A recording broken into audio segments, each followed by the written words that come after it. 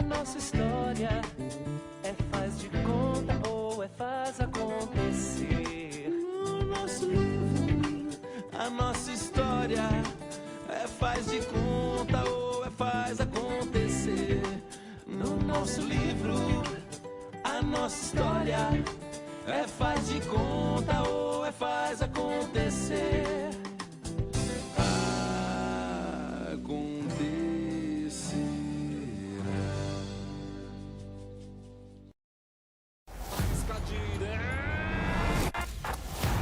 Imagine o nosso futebol sem os campeonatos estaduais. O que seria daquele jogo que marcou a sua vida? Qual assunto você ia puxar na resenha? Tem chovido muito aqui, né? Como ficaria a sala de troféus do seu time? Estadual é clássico. É a raiz do nosso futebol. Jogos ao vivo e exclusivos no Premiere.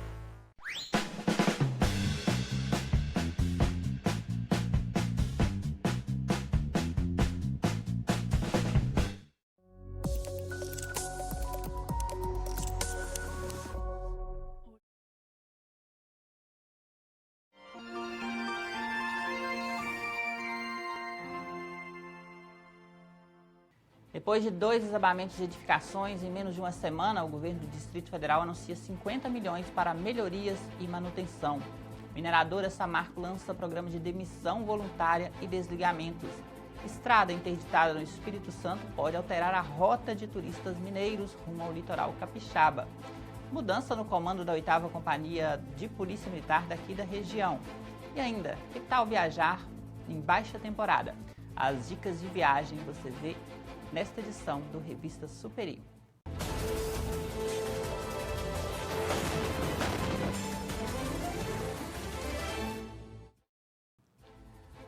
Olá, bem-vindo à Revista Superi desta quinta-feira, 8 de fevereiro. Depois do segundo desabamento em menos de uma semana em Brasília, que os especialistas justificam como sendo falta de manutenção, o governo do Distrito Federal anunciou o recurso de 50 milhões de reais para reparo, manutenção e reformas de obras na cidade. Os 50 milhões da reserva de contingência serão destinados para obras necessárias em viadutos e pontes, com prioridade para intervenções na Galeria dos Estados, onde parte do viaduto caiu na manhã de terça-feira. Segundo o governo, ele realizou mudanças também no Departamento de Estradas de Rodagem do Distrito Federal. Henrico Ludovici será substituído por Márcio Buzar, atual diretor de edificações da companhia Nova Cap, responsável pelas obras lá em Brasília. Além disso, o governador do Distrito Federal determinou que a companhia urbanizadora da Nova Capital, a Nova Cap, vistorie até esta sexta-feira os viadutos e pontes listados em relatório do Tribunal de Contas do Distrito Federal. Essa contratação emergencial de empresa para monitorar permanentemente viadutos, passarelas e pontes. E também anunciou contratação de empresa para diagnósticos, elaborar projetos e recuperação de viadutos de pontes no menor prazo possível. Já o desabamento na área particular, que aconteceu na madrugada de domingo, em que uma parte de um piso desabou sobre 25 veículos de luxo, deverá recorrer à indenização do seguro do edifício e também o seguro aí dos veículos. Em nenhum dos 2 desabamentos que aconteceram em Brasília essa semana, houve casos de mortes, apenas danos materiais e um grande susto aos moradores do edifício e também aos frequentadores lá do restaurante que ficava embaixo da ponte no Eixo Sul. Agora, destaque do jornal O Tempo: a mineradora Samarco desligou aproximadamente 600 empregados e manteve mais 1.135 divididos entre as unidades de Mariana e Anchieta, no Espírito Santo. Os empregados demitidos involuntariamente receberão algumas vantagens, bem como aqueles que aderiram ao plano de demissão voluntária da empresa. De acordo com a mineradora Samarco, as medidas foram necessárias devido às dificuldades econômicas, já que a mineradora está há mais de 2 anos sem produzir. As atividades foram suspensas após o rompimento das barragens localizadas no município de Mariana, em novembro de 2015, quando foram liberados cerca de 39 milhões de metros cúbicos de rejeitos de mineração em rios, que foram desalojados também no Rio Doce. O acidente destruiu comunidades nativas, fauna e flora, e poluiu a bacia do Rio Doce e é considerada a maior tragédia ambiental do país. Já o programa de desligamento voluntário é um artifício para enxugar o quadro de funcionários das empresas. Na Samarco serão oferecidas vantagens para que eles aceitem se desligar. No caso da Samarco, os demitidos terão indenização de 50% do salário para cada ano de trabalho na empresa, no limite de até 4 salários. Além disso, eles poderão manter por 6 meses plano de saúde pago pela mineradora e um valor equivalente a 3 salários, limitado a R$ 7.500. Este já é o segundo programa de demissão voluntário realizado pela Samarco. O primeiro deles aconteceu em julho de 2016. 925 empregados aderiram e outros 153 foram demitidos por iniciativa da mineradora. Outras medidas concedidas depois do desastre foram licenças remuneradas por um período de férias coletivas e 3 períodos de layoff, que é uma suspensão do contrato de trabalho. 260 empregados estão afastados e recebem uma bolsa paga pelo Fundo de Amparo ao Trabalhador. Segundo a mineradora, ela pretende retomar as suas atividades, mas que os cortes foram necessários frente aos desdobramentos do rompimento das barragens, com impacto ambiental causado. A empresa não consegue regularizar documentação em algumas cidades, como Santa Bárbara, por exemplo, onde pretendia expandir suas atividades.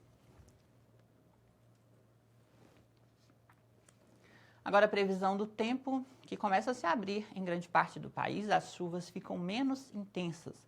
Continua chovendo no leste da região norte do país, na região da Amazônia, e no oeste da região nordeste, compreendendo ali Maranhão e outros estados vizinhos. Aqui no sudeste chove também no leste de Minas e na divisa com o Espírito Santo, mas a tendência é que o tempo fique mais aberto no fim de semana. Em Belo Horizonte, ainda com previsão de pancadas de chuvas nesta quinta e sexta-feira, as máximas em torno de 28 graus.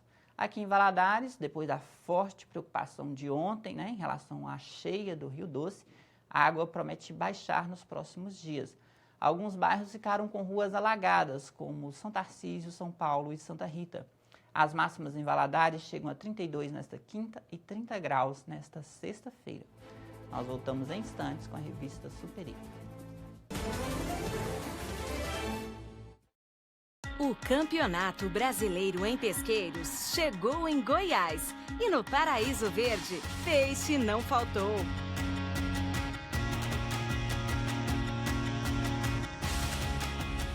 Mas por trás de cada troféu, os pescadores têm muitas histórias para contar.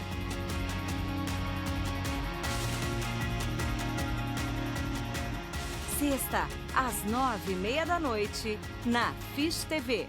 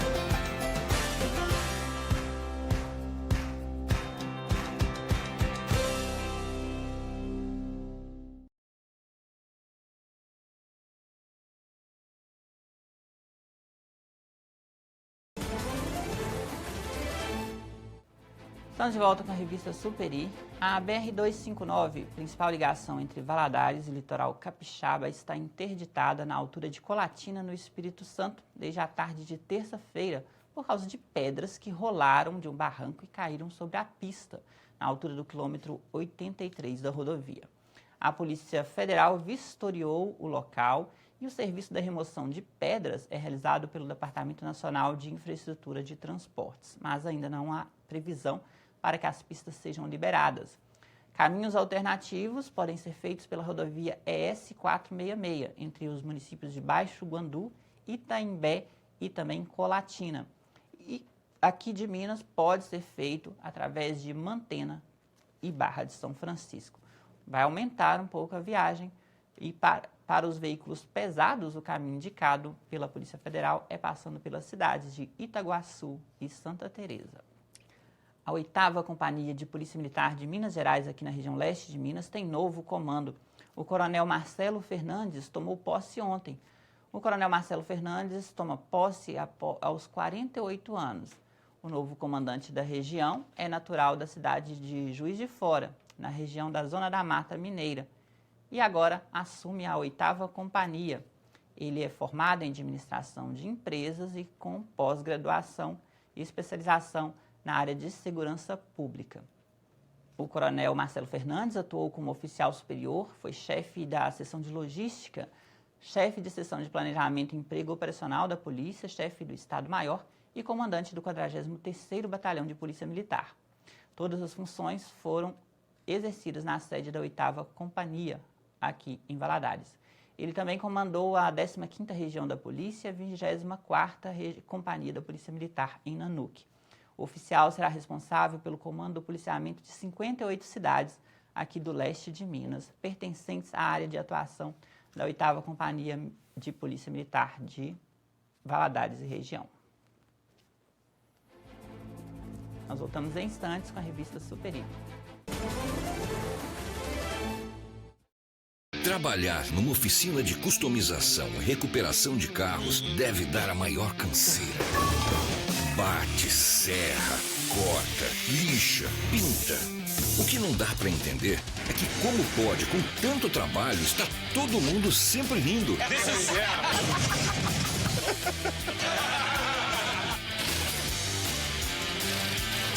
Dupla do Barulho, toda sexta, às 9h30 da noite, no Discovery. Ramires chegando na área, toque por cima! Imagine o nosso futebol sem o Campeonato Mineiro. O trio maldito seria uma história em quadrinhos? Como o Mineirão ia saber qual é o recorde de público? Onde Ronaldinho puxaria o bonde? E quem ia realizar o sonho de virar o Raposão? Botafogo na cabeça! Estadual é clássico, é a raiz do nosso futebol. Jogos ao vivo e exclusivos no Premiere. Estamos de volta com a revista Superi e o Carnaval está se aproximando. Muita gente já se programou para viajar, outras ainda estão resolvendo para onde irão e de última hora. Aqui em Minas, Belo Horizonte promete ser um dos destinos mais procurados com os tradicionais blocos de rua. A festa por lá já começou com o tradicional bloco Chame o Síndico e promete continuar nos próximos dias de carnaval.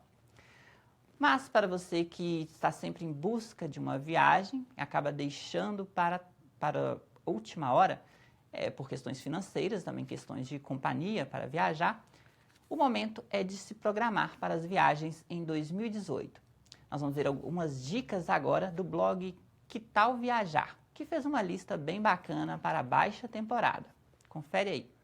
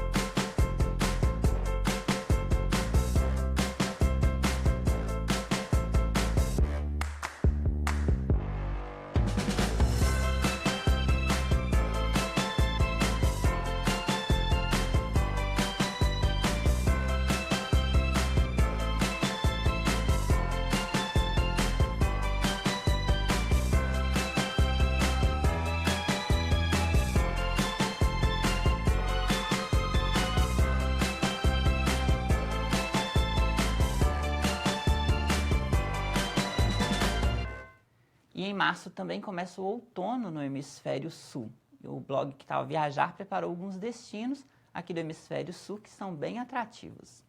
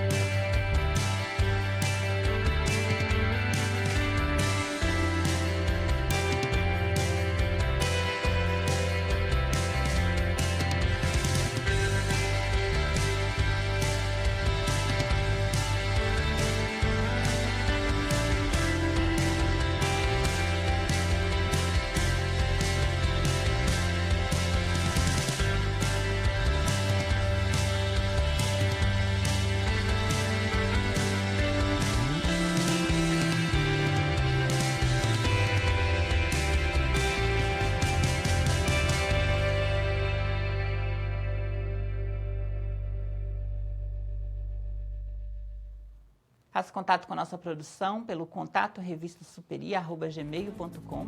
Esta edição fica por aqui. Até amanhã.